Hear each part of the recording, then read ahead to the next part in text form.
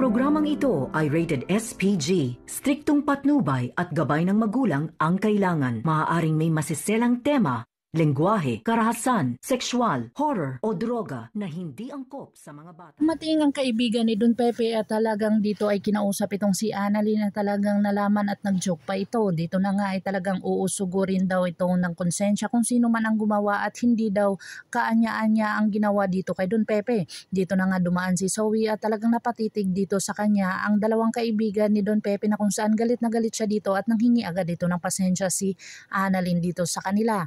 Dito na nga ay umalis na ang mga kaibigan na kung saan talagang sinabi ni Zoe dito na kung bakit ganun sila at talagang wag siyang tatakutin nito ni Annalyn dahil sa hindi maganda na tinatakot daw siya.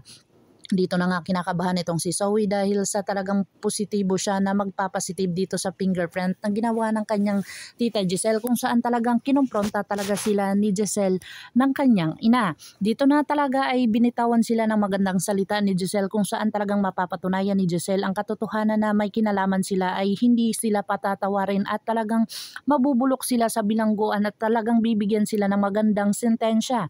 Dito na nga ay talagang si Dr. Carlos Benitez ay naalala niya ang kanyang mga ginagawa na kung saan talagang kinumpronta talaga siya dito ni Moira dahil wala nang tiwala si Giselle sa kanya na kung saan talagang nalaman ito ni Moira. Dito na nga talagang sasabihin ni Dr. Carlos Benitez dito kay Moira na may ginawa siyang masama dito kay Don Pepe na kung saan ito ay nakumatos dahil sa kanyang mga ginagawa na kung saan malaman niya dito na talagang magkakampi na silang tatlo.